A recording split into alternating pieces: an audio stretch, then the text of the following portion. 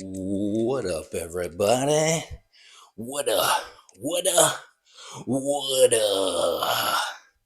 I'm just kind of testing my microphone's ability to pick up stuff. How's the camera angle? Am I a little too? I think I need to. Hold on, y'all. My baggage. My emotional baggage. All right. It's Friday, everybody. Woo! It's Friday. All right. It's the 2nd of May. And wanted to check in with everybody, say what's up. Last video was a real long one. It was a horror story. Not a lot of views yet, but maybe in time that will happen. I wanted to talk about a little something today. Hopefully not a long video. On the 28th of April, I believe I put up a video that day too. There was a power outage in the kind of Euro region, Spain, Portugal, France, that area. I believe as of today, they have the power back. I think they're still struggling with, the small things. But I wanted to talk about that and some other things that kind of deal with that. And I am not trying to fear monger or, anything like that. I'm a big fan of if there is a fear about this, because it can get crazy, you stack up being prepared, and then that hopefully the fear turns into you being prepared. So now you're not as fearful. But fear can be good. It's you can even weaponize fear. All right, I'm gonna try to get to the point. I believe my wife is coming home earlier today, so it's Friday and I got things to do. All right, so on the 28th, the power grid went down. I took some notes. It's like we can't get a legitimate straight answer on what exactly happened. So I have some theories around that, which involves some scientists, and I am anything but, especially with the geodynamics, I believe is what that science is called. All right, so let's see, I wrote it down. Yeah, they said so far that they can only really tell that caused this power outage. Why am I having such a problem with that word? Power outage. That it was a rare atmospheric phenomenon. So, if you're attempting to keep this from happening again, what you kind of have to know what the problem is to protect yourself and build, some type of answer if this problem happens to poke its head again. I don't know what it is. Like I said, I'm no scientist. But I was talking about being prepared and all that wonderful stuff. A couple years ago, when I was living in the Austin area, they called it like the winter apocalypse. I think it happened in 2020 as well. So we were dealing with it was 2021. I don't know. It was kind of traumatic. So I think I'm blocking a lot of it out. But the little apartment area that I lived in, and the city of Pflugerville, which was the city right outside the Austin area, it takes you 5 minutes to get to Austin, or within the city limits where I was living. We experienced this crazy winter storm. If you were here, and we were without power and running water. Oh man, I want to say 10 days, which doesn't sound crazy, especially if you've never experienced it. But man, it's crazy. The things that you have to do if you're not prepared. Luckily, we were about 80% prepared. But we were literally going outside to collect snow. I went out there with my son. He was living with me at the time. And we took these big storage bins and we collected a bunch of snow. So we'd let it melt so we'd get our toilets to flush. Stuff like that. Stuff you don't really think about when you're writing your prepared list. What are things that I need? Um, and I'm no expert on the things you need, but I am constantly doing research on how to survive this. What's the best antidote for this? Like any book that I buy is either based on, wilderness survival or how to survive when the power grid goes down or, um, I have a book called The Lost Ways. It shows you like a lot of what the settlers, when they first came to America, a lot of Native American style living techniques, because you don't need anything modern to survive and potentially thrive. If you think about it, I mean, depending on who you are, I mean, if you're living off the land 100%, that to me is success because you don't need anybody or anything. All right, let me get to the point. Let's just go over real quick. Um, like, they talk about a bug out kit if you got to get out of here real fast because, whatever's happening is happening. It could be the power grid going down that would create a bug out situation. So not only do you need a bug out bag, you need a blackout kit. And it's pretty much the same thing. I mean, everything works. You just might need a little bit more, um, or more of one item than you would think. Um, I mean, especially if you have, like medical needs, you need medication and some form of medical supervision, which you're probably not going to get. So you need to find ways to do that for yourself, by yourself, or with the team of people, your tribe, which is another form of survival, man. And I'm guilty of this too. My neighbors, we don't even talk. We barely see each other. We're like a wave, and that's it. I wish our relationships were closer, but you also kind of have to be guarded because you don't know who these people are. If you share a wall with them or you see their front door right outside your front door, hopefully they're good people when the shit hits the fan, so to speak, because we are dealing with just multiple weeks without power or some type of issue, whether it's an EMP, a solar flare, the grid got overwhelmed because the summer got too hot or whatever. If they can't get that thing back on, man, you go 3, 4 weeks, 2 months, 6 months, society's niceness is no more. And you gotta be ready for that. Um, but on like the personal level, you'll need things like flashlight, batteries. And remember, those batteries are not going to last. So if you have some way to charge them, would be key if you had rechargeable batteries. And how do you do that if there's no power?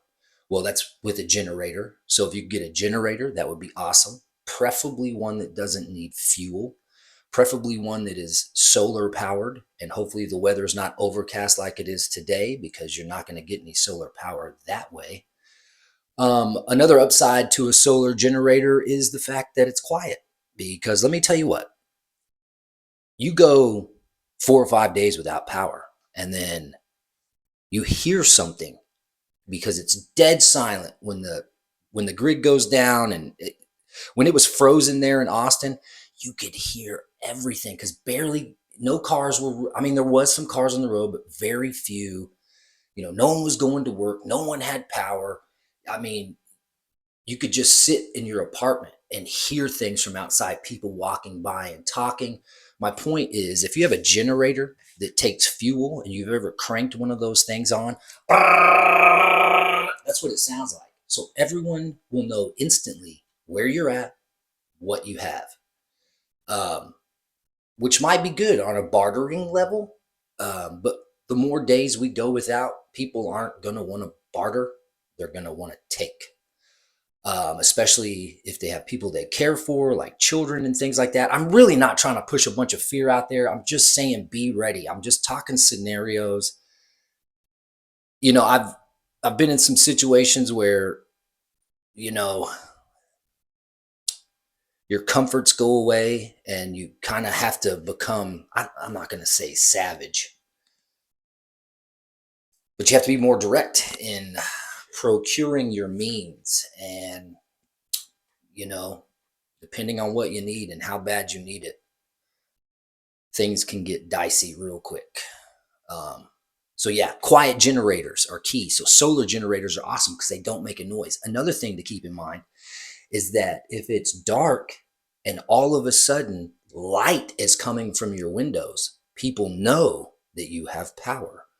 Um, so keep that in mind too. Like if you're going to have lights on at night and stuff, cover your windows, cover your cracks in the doors and whatnot, because people will see that and go, hey, what do they got? But yeah, you need things like a phone charger, which you could use in the case of a solar generator.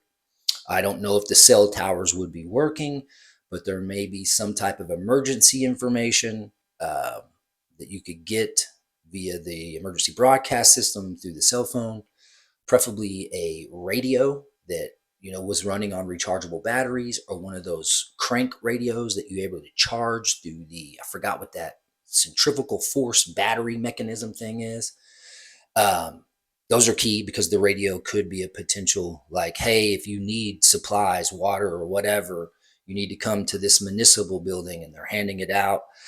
First aid, I mentioned medications and stuff like that, but first aid, because like when the power goes down, the water stops working because the water treatment plant can't treat the water. So they got to shut all that down.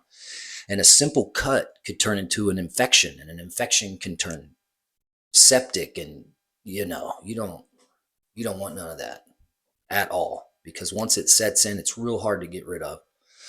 Warm clothes and blankets, depending on the climate you're in and whatnot, but you still want that kind of stuff. Like I was saying, covering your windows, just whatever. It's good to have them and not need them than the other. Cash, because nothing digital is going to work if the power goes down. Dude, that's thunder right now. I don't know if you can hear that. Watch the power go down on me right now. It's okay. I can still record though, because it's just going to be a while till I upload. Cash is good because you'll need that, because like I'm saying, your credit cards. I was talking about the Spain, Portugal thing. That's what stimulated this whole thing. People were like trying to find cash machines that were still open, that maybe still had power, and it looked like there was a select few, and there was just like hundreds of people in line to try to get cash. Well, those machines only hold so much. I think it's under 20 grand. So, within who knows how, like probably less than an hour, if there's a line of 100 people in there just pulling cash. I know there's limits on how much cash you can get and stuff, and you can change that, but cash on hand is cool. But also, what else is cool to have is something you can barter with, something that people may need that you could trade for something you need. Uh, I mean, all kinds of stuff like, hey, I'll charge your phone for you because I got a generator. You want to be careful with that information. You may not want to say it's yours, but you have a friend. I can get your phone charged, whatever. Non-perishable food, canned items, things like that. Super crucial, because not only can you feed yourself, but you can trade those items for things. Let's say all of a sudden it does get cold and you don't have a bunch of blankets and stuff, and now you're wearing 13 different layers of clothes and it's still not enough. And there's somebody with a bunch of blankets and they need 2 cans of ranch style beans. Well, let's do a trade. Give me a couple blankets, I'll give you a couple cans.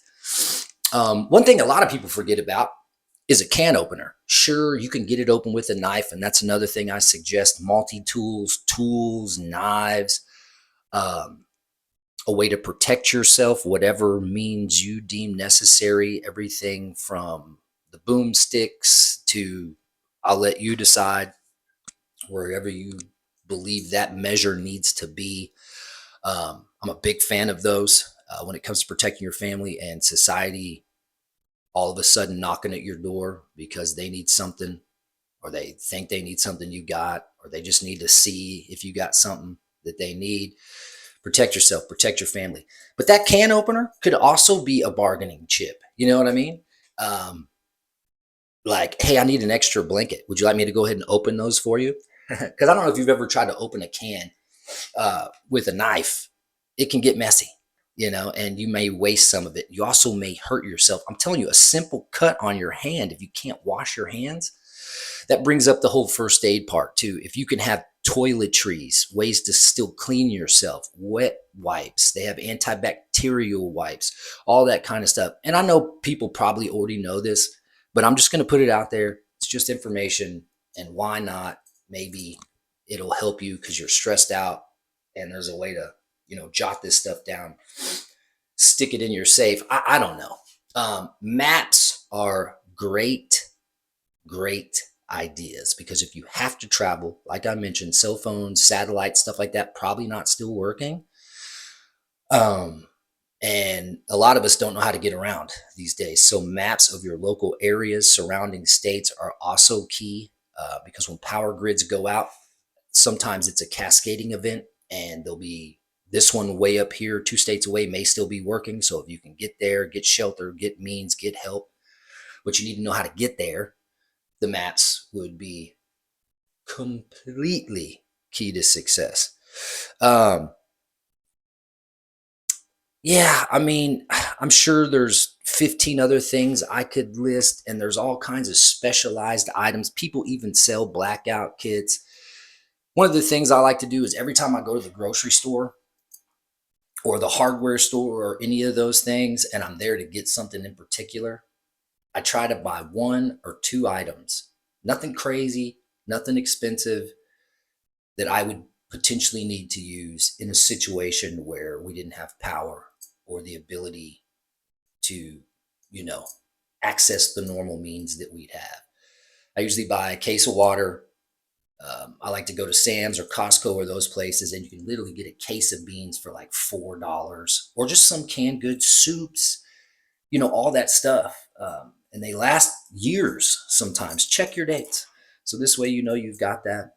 And then if you have a bunch of food stored, I'm pointing to my pantry, periodically check their dates. If stuff gets expired, take it to a food pantry, or if it's getting close to getting expired, maybe ask your friends or neighbors. It's a good way to build that rapport again. Hey, I'm not going to eat these. You want these? And then go get something that's going to last another couple of years because you never can plan when these things are going to happen. All right, I'm going to move on subject matter, but I'm going to stay in this vein because I was talking about them being, I don't know if the word is cryptic or what, but they weren't explaining exactly, and they're saying they don't know how the power outage happened there in the Spain, Portugal, France areas.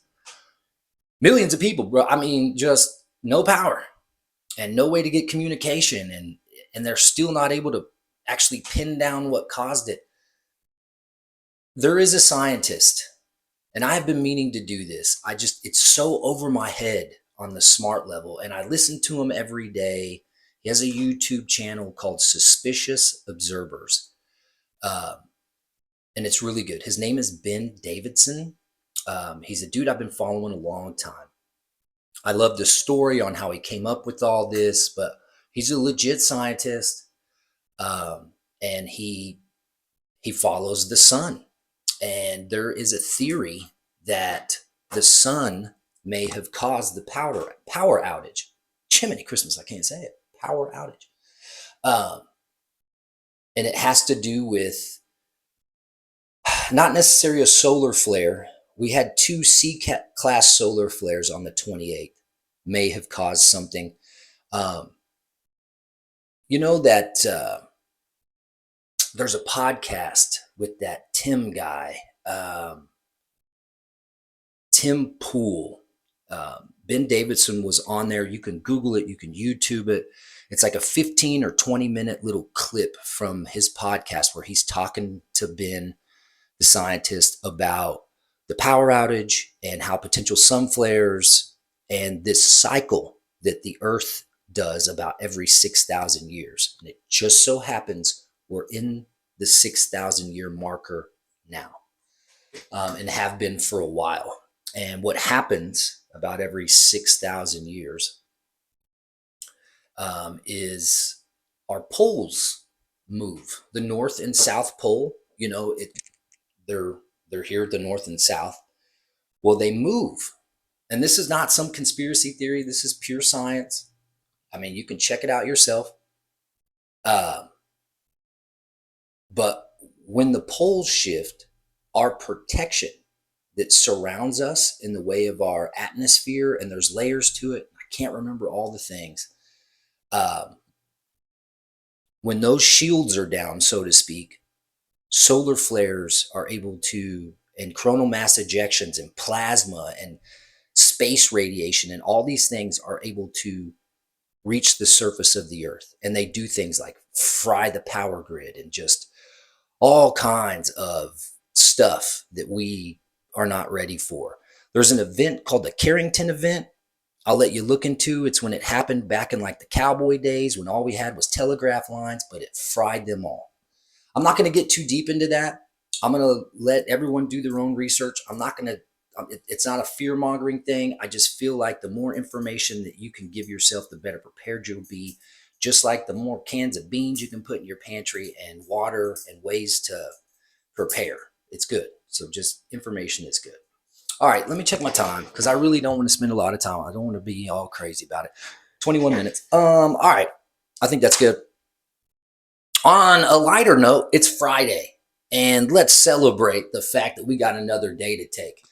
I'll probably put up another video on Sunday. We'll see. I hope this does something for somebody, though. You know, be ready, not scared. You know, I've been working on titles for this thing too. Eye-opening truths, grid down, be prepared, not scared. Something. All right, y'all. I'm gonna get out. Wife's gonna be home soon, and I gotta get to the Jimmy Jam.